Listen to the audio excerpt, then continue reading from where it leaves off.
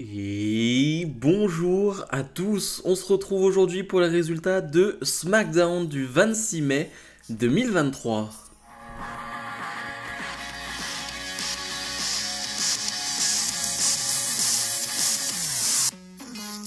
Deux choses avant de parler de ce SmackDown. Premièrement, je rappelle que ce soir à 19h heure française, c'est Night of Champions. Voilà, ça c'est dit.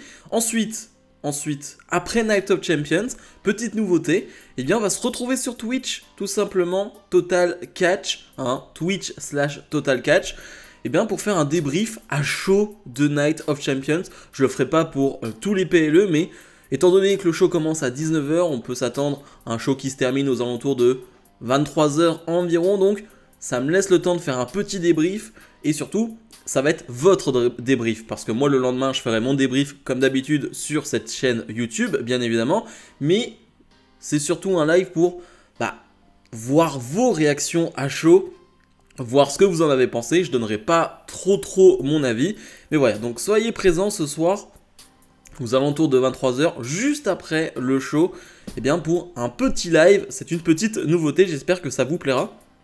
Et surtout, j'espère que vous serez nombreux. Deuxièmement, je rappelle que ce SmackDown, là qu'on va faire la review aujourd'hui, eh bien, a été enregistré la semaine dernière. Et oui, car en ce moment, les superstars de la WWE sont en Arabie Saoudite. Et donc forcément, ce SmackDown n'a pas pu être fait en direct. Donc voilà, certains ont déjà été spoilés. Personnellement, je n'ai rien vu, donc c'est une totale découverte. Bref, ce SmackDown qui débute justement avec Austin Theory qui défend son titre de champion des États-Unis face à Sheamus. Un match qui va durer 10 minutes, on leur laisse un peu de temps et c'était vraiment très bon, vraiment super combat, c'était vraiment top. On a une vraie bonne bagarre entre les deux, les deux c'est des bons bagarreurs.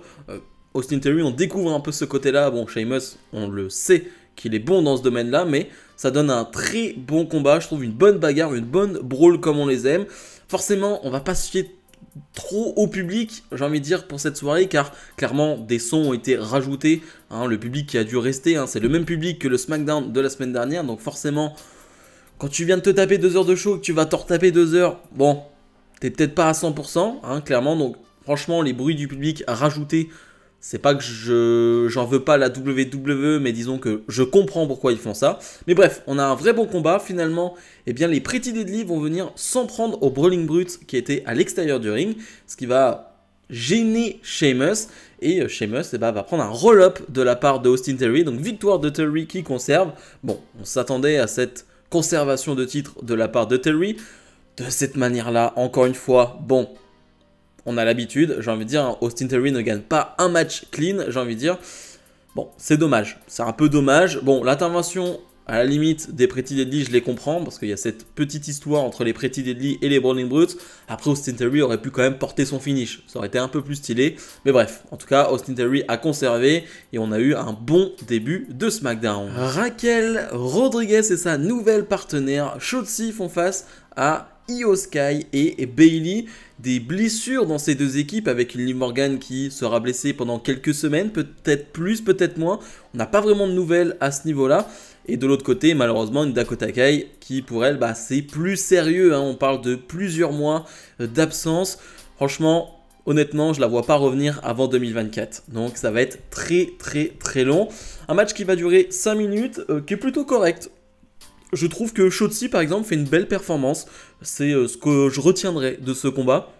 Ça fait 2 semaines d'affilée qu'elle fait 2 très beaux suicide dive. Voilà, d'habitude, c'est pas forcément, je trouve, la prise la plus, on va dire, impressionnante chez les femmes. Je trouve que ça manque d'amplitude, etc. Mais Shotzi, je trouve qu'elle, là, pour le coup, elle le porte très bien 2 semaines d'affilée. Et je trouve que même dans le match, elle a un bon hot tag. Elle est très bien dans ce match, Shotzi. Donc d'habitude, c'est plus Raquel qui est mise en valeur. Là, je trouve que Shotzi est bien mise en valeur et elle fait bien le boulot. On va finalement avoir une fin de match où, d'ailleurs, c'est pas très compréhensible pour nous, mais on va avoir un problème de communication entre Io Sky et Bayley. C'est-à-dire que Io Sky va vouloir faire le tomber sur Raquel sur Shotzi, alors que Raquel est en train de faire le tomber sur Bayley. Et c'est Raquel qui va réussir à faire le tomber gagnant. Donc, problème de communication, encore une fois, entre Bayley et Io Sky. Bon, qui va mener, j'imagine, à un moment donné, à une tension qui va mener finalement à la fin de Damage Control. Quand? On ne sait pas, ça fait des semaines et des semaines qu'on le dit.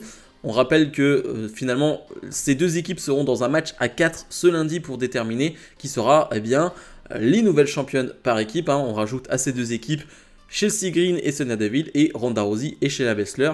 Est-ce qu'on n'aurait pas finalement cette tension et cette fin de Damage Control ce lundi à Raw?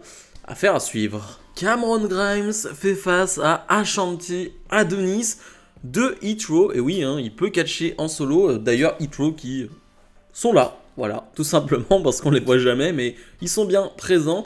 Cameron Grimes qui sort d'une victoire expéditive face à Baron Corbin. Hein. C'était vraiment en quelques secondes. Là, ça va être un peu plus long, ça va durer 2 minutes, quelque chose comme ça. Où Ashanta Adonis va avoir quelques offenses, quelques attaques suite à une intervention de Top Dollar. Mais Cameron Grimes va vite l'emporter finalement. Après le match, on retiendra surtout bien, que Baron Corbin s'en est pris à Cameron Grimes. Bon, je le sentais venir qu'on allait partir sur une petite histoire entre Grimes et Baron Corbin. Ça me fait pas énormément rêver. On a eu le premier match qui a duré quelques secondes. J'espère que ça va pas durer trop longtemps entre les deux non plus. Et j'espère surtout que Cameron Grimes en sortira gagnant. En tout cas, je ne vois pas d'autre solution. Bianca Belair, la championne d'Euro, est sur le ring. Ça fait d'ailleurs toujours aussi bizarre de la voir avec ce titre de championne d'Euro alors qu'elle est du côté de SmackDown. Vraiment, ça me pose vraiment un problème, hein, vraiment. J'espère que ça va être arrangé à un moment donné parce que vraiment ça me pose un problème. Et Bianca Belair va revenir sur les attaques de Asuka en disant que avant WrestleMania et pendant le WrestleMania, elle respectait Asuka car elle voulait son titre, elle voulait simplement être championne, mais aujourd'hui, il n'y a plus vraiment de respect parce que j'ai l'impression qu'Asuka veut autre chose, veut simplement punir les gens. Ok, elle a voulu me punir finalement lors de ma célébration en tant que championne pendant 400 jours chez moi, elle m'a puni. Donc bref, j'ai plus de respect pour elle. Ok, d'accord. Alors, sur le papier, ok, je comprends le fait qu'Asuka soit un peu plus dangereuse actuellement et finalement elle s'en prend à des gens alors qu'elle ne devrait pas. Bon, c'est pas hyper violent non plus, donc je ressens pas cette menace Asuka encore pour l'instant. C'est ce qui me gêne dans cette histoire et le fait que ce ne soit pas du tout écrit. Asuka va finalement arriver, il va y avoir petite brawl entre les deux avec une Asuka qui s'en prend par derrière à Bianca Belair. Bianca Belair va vouloir et va prendre le dessus avec son KOD, mais le KOD va être porté sur un membre de la sécurité. Du coup, Asuka ne ressent pas la chute. Bref, le match aura lieu demain, je le rappelle, hein, Asuka contre Bianca Belair. J'en attends pas grand chose, voilà, vous le savez, pour ceux qui ont vu mes pronostics pour Night of Champions. Hein, je vous invite d'ailleurs à aller voir ma vidéo si ce n'a pas été encore fait, mais voilà, j'en attends pas grand chose et ce segment me hype pas plus que ça. Elle et Knight fait face à Rick Boogs qui l'a attaqué la semaine dernière, hein, donc ce n'est déjà plus une équipe. Alors, choix bizarre de la part de la WWE, je m'explique. LA Knight est donc le heel, et donc du coup, ils vont choisir pendant son entrée de rajouter des huées autour de LA Knight, et clairement, tu le sens qu'il rajoute des huées autour de LA Knight, parce que LA Knight ne se fait pas huer de cette façon-là, et du coup, choix bizarre, parce que pendant le combat, eh ben, ils ne vont pas vraiment mettre ces huées sur LA Knight, et vont laisser les champs sur LA Knight. À chaque fois que LA Knight donne un coup, tu as les hier du public qui sortent. Donc choix bizarre de la part de WWE, très particulier, vraiment. Le match est correct, c'est un match de 3 minutes, mais c'est très honnête. On a les Street Profits qui commentent le combat tranquillement, mais le match est très honnête. Franchement, je passe pas un mauvais moment. Et LA Knight va finalement l'emporter. Et après le match, il va prendre le micro, et là tu vois qu'il est over, LA Knight.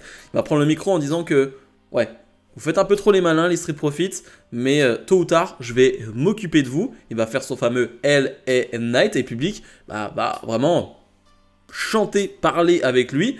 Clairement, il est over, donc choix bizarre. Vraiment, en termes d'entrée, j'ai trouvé ça hyper bizarre de mettre ses huées sur LA Knight. Mais bref, tu vois à quel point il est over. LA Knight qui prend enfin une victoire. On est sur la route de Money in the Bank, hein. Beaucoup pensent qu'il va être celui qui va détenir la mallette. Franchement, on est à quoi, un mois de Money in the Bank, quelque chose comme ça. Pour le moment, j'y crois absolument pas. On verra où ça va aller, on verra la construction sur le prochain mois. Mais pour le moment, LA Knight avec la mallette, j'y crois pas. Et Jay Styles fait face à Karrion Kross. Et Jay Styles qu'on retrouvera dès aujourd'hui, finalement à 19 h, eh bien, pour un match de championnat, un match très important face à Seth Rollins. Mais là, il fait face à Karrion Kross dans un match de 6-7 minutes. qui était vraiment bon. Et je suis content de voir un Karrion Kross à ce niveau-là en ce moment. Il avait sorti un très bon match face à Shinsuke Nakamura, et là je trouve qu'il ressort un excellent combat face à AJ Styles. Je crois que je suis encore le seul à être fan de Karrion Kross. En tout cas, fan, je ne sais pas si c'est le bon mot, mais en tout cas, j'apprécie Karrion Kross. Je prends toujours autant de plaisir devant son entrée. Vraiment, je trouve que son entrée est toujours aussi sublime. Mais voilà, j'aime bien Karrion Kross. Pour moi, oui, c'est un échec sur le papier par rapport à ce qu'on nous a vendu de base. Un Karrion Kross qui arrivait face à Roman Reigns, etc. C'était la mauvaise idée. De toute façon, c'est clairement l'erreur du début. C'est d'avoir mis Karrion Kross dans cette présentation là face à Roman Reigns et ensuite face à Drew McIntyre. C'était une très mauvaise idée. Voilà, on peut le dire maintenant, c'était la mauvaise idée. Mais je trouve que dans cette mid-card là, pour faire des bons combats, il est vraiment bon pour le coup. Donc ça fait 2 beaux combats d'affilée. Pendant le match, on a une Scarlett qui va vouloir faire une intervention, mais du coup, Michin va venir aider AJ Styles et va venir se débarrasser de Scarlett. Mais ouais, on a un beau combat, on a un Karrion Kross qui installe ses souplexes. Voilà, il est vraiment très puissant, hein. C'est un vrai Golgoth hein, quand même, Karrion Kross. Et on ressent vraiment cette puissance face à AJ Styles qui est un plus petit gabarit. Et AJ Styles va faire ses enchaînements très techniques. Lui aussi est bien revenu de sa blessure. AJ Styles, je trouve qu'il est vraiment dans un bon rythme, bon tempo. Et il a l'air en forme et ça n'annonce que du bon face à Seth Rollins. Bref, AJ Styles va l'emporter. Mais en tout cas, j'ai pris beaucoup de plaisir devant son match. Et comme je le disais, AJ Styles est en forme. Franchement, face à Seth Rollins, ça sent très très bon. Et le segment Main Event, Kevin Owens Show, avec donc Kevin Owens et Sami Zayn qui ont pour inviter Roman Reigns et Solo Sikoa. Mais finalement, c'est Paul Heyman qui va arriver en disant « Bon, c'est pas vous qui décidez quand Roman Reigns doit arriver, hein. Roman Reigns, le chef de tribu, vient quand il en a envie. Et à ce moment-là, c'est les Usos qui vont arriver à la surprise totale de Paul Heyman. Et les Usos vont venir sur le ring. Et là, ça va être hyper intéressant parce que c'est Kevin Owens qui va prendre le micro alors que Sami Zayn veut parler. Et Kevin Owens va dire « Vous savez, depuis des mois, Sami Zayn me dit qu'il faut aider les Usos. » Parce que Sami Zayn est quelqu'un de très gentil, hein, vraiment, pour le coup. Et il me dit il faut aider les Usos. Voilà, ils se sont mis dans la mouise, entre guillemets, en étant avec Roman Reigns. Et clairement, la situation part en cacahuète et il faut aider les Usos. Vous êtes sans doute la plus grande équipe de tous les temps. Et là, aujourd'hui, vous êtes juste des larbins de Roman Reigns qui, franchement, vous utilisent et en plus, fait comme si vous ne servez à rien, que votre présence n'était pas nécessaire. Et Jimmy Uso va prendre le micro en disant ouais, on est bien la meilleure équipe du monde. Et en ce qui me concerne, concernant les Usos, je suis the head of the table. Je suis finalement celui qui gère tout ça. Et là, à partir du moment où il va dire je suis the head of the table, le thème de Roman Reigns va retentir directement. Et t'as un Roman Reigns bien énervé qui va arriver, qui va enlever le micro de la main de Jimmy, enlever le micro de la main de Jay, qui va vraiment être face à face avec Jimmy. Tu sens que là, les tensions sont fortes. Et Sami Zayn finalement va prendre le micro et va dire mais tu sais très bien que tout ça, Roman Reigns, c'est de ta faute. Tu sais bien que là, on arrive à la fin. On arrive à la fin de la Bloodline. Et tout ça, c'est de ta faute. Finalement, Kevin Owens va porter un stunner sur Roman Reigns. Les Usos vont se battre avec Zayn et Owens, mais Solo Sikoa va arriver pour reprendre le dessus. Et surtout, Roman Reigns va vendre le stunner pendant 20 secondes. Vraiment, 20 secondes après, il a déjà porté un spear. Ça, je trouve ça pas terrible. Honnêtement, il prend un stunner de Owens. 20 secondes après, il est déjà debout en train de porter un spear. C'est pas quelque chose que j'apprécie. Et surtout, ce qu'on va retenir, c'est que les Usos ont repris le dessus donc avec Sikoa et Roman Reigns. Les Usos ont les titres tag et Jimmy va vraiment hésiter à donner les titres à Roman Reigns. Et d'ailleurs, il ne va pas le faire. C'est Jay qui va devoir prendre les titres des mains, les arracher presque des mains de Jimmy pour les donner à Roman Reigns. Et Roman Reigns qui d'ailleurs, franchement, prend la pause avec les 4 titres de champion par équipe, c'est-à-dire que Solo Sikoa ne les prend même pas, a l'air de dire j'en ai rien à faire. C'est Roman Reigns qui conclut le show, qui clôture ce show avant Night of Champions avec les 4 titres là. J'avoue que l'image, s'il avait eu en plus ces titres de champion du monde à la ceinture, sur les épaules, etc., ça aurait été encore plus impressionnant. Mais déjà de voir Roman Reigns porter ses 4 titres à bout de bras comme ça, c'était une image assez impressionnante. Est-ce que c'est un spoiler de Night of Champions ? Ça, on verra bien. Bilan de ce dernier SmackDown avant Night of Champions. C'était un show plutôt bons. On a eu 2 matchs de grosse qualité, je trouve. Austin Theory face à Sheamus et Karrion Kross face à AJ Styles. On a eu une bonne promo de fin qui te laisse un vrai suspense pour Night of Champions. Ouais, dans l'ensemble, j'ai passé un bon moment. C'était un show enregistré, donc je les note et je les prends pas de la même manière que des shows habituels, bien évidemment. Mais dans l'ensemble, franchement, c'est un show très honnête et j'ai pas passé un mauvais moment en le regardant. Donc si je dois donner une note, on est sur un 7 sur 10. La semaine prochaine, on commencera finalement les matchs de qualification pour Money in the Bank. Ça va être intéressant à suivre. On va finalement tourner une page avec Night of Champions qui, je le rappelle, aura lieu ce soir à partir de 19 h. Bref, comme d'habitude, n'oubliez pas de mettre le petit pouce vers le haut et de vous abonner. Et comme je vous l'ai dit, nous on se retrouve sur Twitch ce soir, Total Catch, pour un petit débrief à chaud de Night of Champions.